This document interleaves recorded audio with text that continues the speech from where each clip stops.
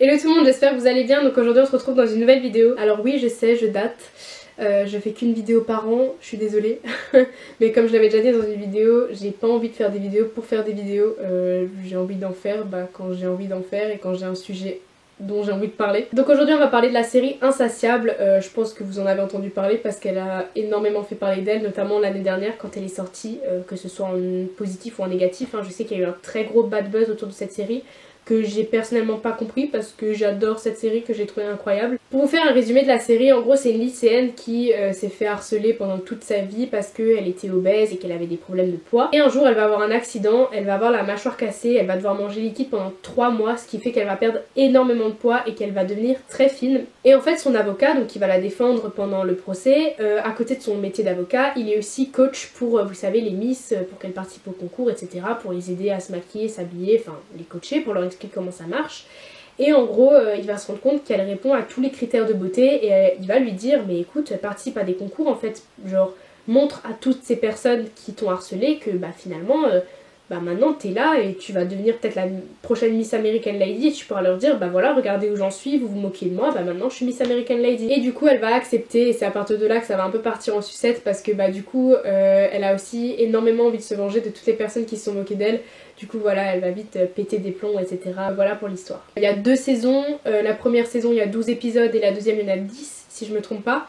Et chaque épisode c'est 40-45 minutes à peu près, donc voilà c'est très très vite regardé. Moi je sais qu'en 3-4 jours j'avais mangé la saison 1 et pareil pour la saison 2. Alors déjà premièrement, si vous regardez, quand vous allez commencer la série, puisque vous allez la regarder, quand vous allez commencer la série, regardez-la en VO. Je vous en supplie, ne regardez pas la version française. Je m'explique, les acteurs sont incroyables. Mais vraiment, je trouve chaque acteur de cette série génial. La VF, j'ai essayé de regarder quelques scènes un peu percutantes, on va dire, en VF. Et je trouve que la série perd vraiment, pas tout son charme, mais tu vois pas à quel point les acteurs sont talentueux et t'es pas autant dans la série que quand tu la regardes en VO. Je prends comme exemple l'avocat, le coach là, celui dont je vous ai parlé tout à l'heure. En gros c'est un personnage qui est très efféminé, donc si vous regardez la VF, vous allez le voir parce que physiquement il fait des grands gestes comme ça, il est tout le temps en train de faire des trucs comme ça. Mais vous n'allez pas vous en rendre compte à 100% parce que l'acteur, je sais pas si dans la vraie vie il a la même voix exactement, mais en tout cas dans la série il a une voix vraiment très aiguë et il a des manières dans sa façon de parler et vraiment ça perd tout son charme dans la version française. Vraiment je trouve que l'acteur qui a doublé ce personnage, il le retransmet pas du tout dans la version française et ça perd tout son charme. Et c'est comme ça je trouve pour chaque acteur, genre chaque acteur est incroyable. Et vraiment leur performance est dingue. Si vous voulez apprécier la série, regardez-la en VO parce que vraiment je pense pas qu'on puisse vraiment adorer cette série si on la regarde en VF. Ensuite je trouve que c'est une série qui est très bon délire, c'est très absurde, vraiment il se passe plein de trucs et t'es là mais what the fuck. Vraiment à chaque épisode tu te dis mais ils vont pas faire quelque chose d'encore plus absurde qu'à l'épisode d'avant. Et en fait ils te surprennent encore parce qu'il se passe tout le temps un nouveau truc et tout le temps un truc qui est complètement nawak. Donc vraiment je trouve que c'est une série qui est cool parce que tu te poses devant, c'est pas prise de tête, etc. Et en même temps je trouve que c'est une série qui est très importante si je puis dire, qui devrait être vue par tous, mais réellement parce que c'est une série qui aborde des sujets très importants dont on parle pas forcément assez. Pour exemple ça parle notamment d'obésité, de harcèlement, de troubles alimentaires.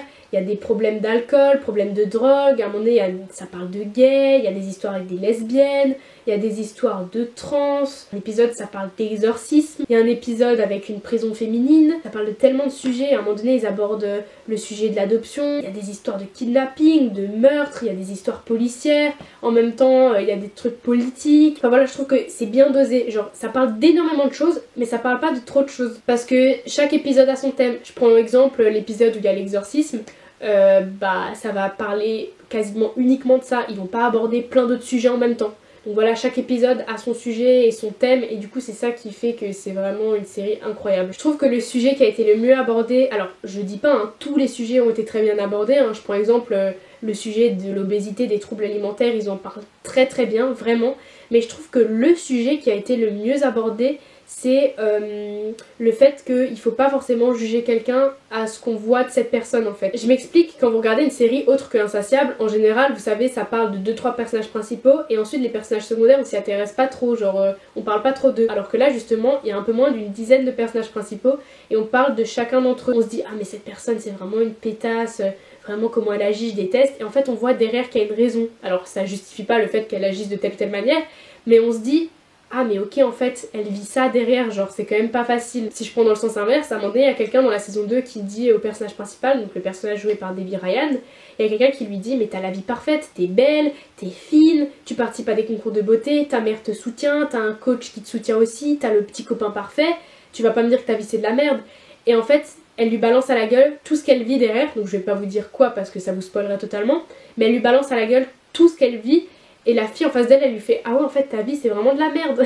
Genre on dirait pas comme ça. Et justement ça montre qu'il faut pas juger une personne à ses actions et à sa façon d'être et à son physique etc. Parce que derrière on sait pas ce que cette personne vit. Personnellement ça m'a vraiment affectée. Depuis l'année dernière je fais beaucoup plus gaffe à ce que je pense des gens et à ce que je vois d'eux, parce qu'une personne qu'on connaît pas va nous montrer que ce qu'elle a envie qu'on voit. Voilà, donc je trouve que c'est quelque chose où il faudrait faire beaucoup plus attention. Donc voilà, je crois avoir fait le tour pour cette série. Si jamais vous avez déjà vu la série, n'hésitez pas à me dire en commentaire ou à venir me voir sur mes réseaux sociaux, ils sont dans la barre d'infos, à venir me dire ce que vous avez pensé de la série, si vous voulez en discuter, il n'y a pas de souci, et à me dire notamment si vous êtes plutôt team Christian, team Brick ou team Henry. Moi je vous avoue que j'ai toujours été team Brick. Mais depuis la saison 2, Henry, je vous avoue qu'il est pas trop mal et il est assez chou, donc voilà, je sais pas trop entre Brick et Henry. J'espère vous avoir donné envie de regarder cette série. Si jamais vous avez des séries à me conseiller, n'hésitez pas à me les proposer en commentaire, je regarderai un petit peu tout ça et j'essaierai de voir s'il y en a qui me plaisent, que ce soit dans le même style qu'Insatiable ou pas, hein. Y a pas de souci, je regarde de tout. Je vous fais de gros bisous et je vous dis à bientôt, j'espère, dans une nouvelle vidéo. Bisous!